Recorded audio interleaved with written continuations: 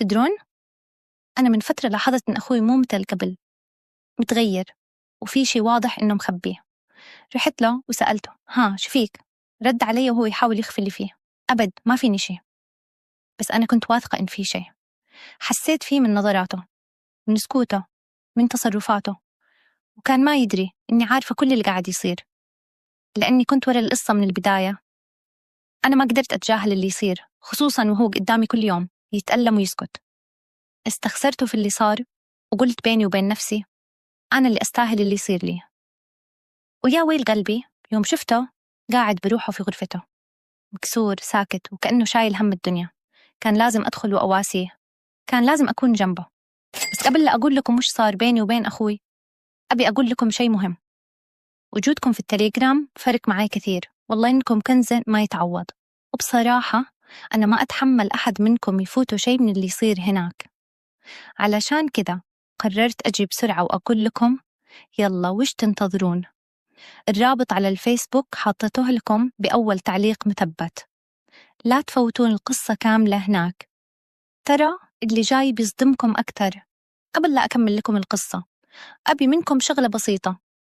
ادخلوا هناك، تقصدون الرابط، اكتبوا لي كلمة اشتراك، وبس تكتبونها على طول بأرسلكم على التليجرام، لأن الموضوع هناك شيء تاني كليا مختلف عن أي محتوى شفتوه قبل كده، وإنتوا بنفسكم تحكمون. يلا وش تنتظرون؟ الرابط موجود بأول تعليق مثبت، لا يفوتكم. ودحين نرجع نكمل قصتنا. من يوم شفت أخوي كيف يحبها ومتعلق فيها بهالشكل، وأنا من جوا أنفجر. كنت ضايعة ما أدري وش أسوي. أخوي كان خاطب وحده وكان يحبها حب ما يتوصف، وكانوا متفقين على الزواج، وأحيان كانت تجي بيتنا. أنا وأخوي عايشين بروحنا بعد ما توفى أبوي وأمي، وأنا مطلقة، يعني ما عندي أحد غيره. البنت ديك كانت تبينه وتحبه من قلب، وكانت دايم تجي تقعد معاه بالبيت، وأحيان كانوا يدخلون غرفته وأنا أسمع وأشوف كل شيء. كان المفروض يحس فيني. أنا بعد إنسانة ومطلقة كنت أتحطم من جوا كل يوم وأحاول أتماسك، بس ما قدرت. وصلت مرحلة كنت بطيح، بصرخ، بهرب من كل شيء. وش تتوقعون سويت؟ أقسم بالله ما قدرت أتحمل. قمت من نفسي وصرت أتصنت. إيه، أقف ورا الباب وأسمع كل كلمة تنقال بينهم، كل همسة، كل ضحكة. كنت أسمع وأغلي، أسمع وأنفجر من جوا. ما عاد فيني صبر، حسيت إني قاعد أنهار شوي شوي، وما لقيت قدامي غير حل واحد. إيه، هو ده الحل اللي قلت بيني وبين نفسي، هذا اللي راح يخلصني، هذا اللي بيريحني. رحت لها وقلت لها تدرين، هو أصلا ما يحبك ولا ناوي يتزوجك. والصدمة إنها صدقتني. صار بينهم شجار وانقلب كل شيء فوق تحت. فسخت الخطوبة، ومو بس كده، راحت وتزوجت واحد تاني.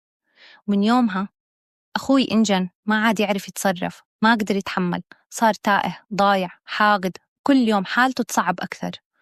وفي الأخير ما لقى قدامه غير السفر. إي والله، قرر يسافر ويترك البلد كلها وراه. جاني وقال لي أنا بسافر خلاص، ما عاد لي مكان هنا. قلت له شلون يعني تخليني أعيش بروحي؟ إذا هي ما تحبك، أنا أحب التراب اللي تمشي عليه، ما أقدر أعيش بدونك. رد علي بهدوء قاتل وقال معلش، خليني أقرر براحي. ومن يومها هو يجهز أوراق السفر. بس تتوقعون هذا هو نهاية القصة؟ لا، اللي صار بعد كذا أقوى بكثير.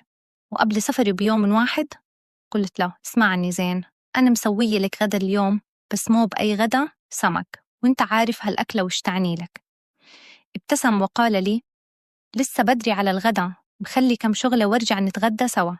قلت في نفسي ماشي، خد وقتك. وفعلا نزل وخلص أموره ورجع على الغدا. أكلنا السمك وضحكنا شوي، وبعدها كعادة أي حد يأكل سمك حب يرتاح.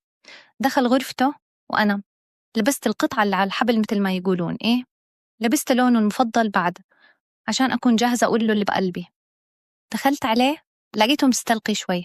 قلت له مالك بتضل زعلان مني؟ قال أزعل منك أنا؟ لا والله، أنا ما أقدر على زعلك. قلت له طيب اسمعي، أنا عارفة. قال عارفة شنو؟ قلت له عارفة على شنو كنت تطالع وأنت في الغرفة. رميتك للتليفون أول ما دخلت، أكدت لي كل شيء. بصراحة أنا كنت واقفة من بدري ورا الباب أسمع كل شيء وصوتك كان عالي وأنت ما كنت منتبه. قال لي بصدمة: أنت تتصنطين علي؟ قلت له: لا والله ما كان قصدي، بس اللي سمعته خلاني أفكر الموضوع معاك شكله غير. سكت شوي وقال لي: تبين شنو؟ قلت له بهدوء بس من قلب: أبي أشياء كثيرة، بس الصراحة ما في أحد غيرك يقدر يعطيني إياها من غير شروط، من غير تعب، من غير خوف. قلت له: تدري الموضوع أسهل بكثير مما تتخيل. لكنه فجأة صرخ وقال: اللي تقولينه هذا غلط وما يصير، قومي طلع من الغرفة. ناظرته بتبات وقلت: لا بالعكس، الموضوع بيكون بسيط جدا، بس خلي كل شيء علي وأنا أضبط كل الأمور. وبصراحة أنا ما أخذت حقي منه هو، أنا أخذت حقي من الدنيا، الحق اللي كنت دايم أحلم فيه واللي ما لقيته طول عمري. اللي صار بينا هاليوم ما أقدر أوصفه، بس خلاني أحس إني كنت صح، إني ما كنت غلطانة أبدا، وإني المفروض من زمان كنت أخذ هالخطوة. صارت بينا أشياء كثيرة، وأقدر أقول لكم من قلبي طلعت مبسوطة، مبسوطة جدا. وبعد كم يوم أخوي سافر وأنا حسيت الدنيا ضاقت فيني، كنت بطيح لين رجع بعد فترة بأجازة قصيرة.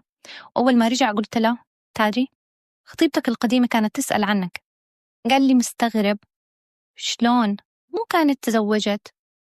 قلت له: إيه تزوجت وخلفت ولد بعد، بس زوجها سافر يشتغل برا وتركها بروحها طول الوقت.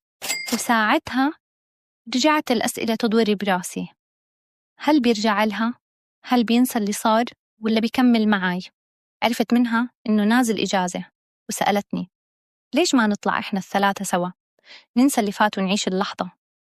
قلت له: إيش رأيك نطلع سوا كلنا نضحك شوي ونفصل من اللي صار؟ وفعلا طلعنا إحنا الثلاثة، والوقت سرقنا بدون ما نحس.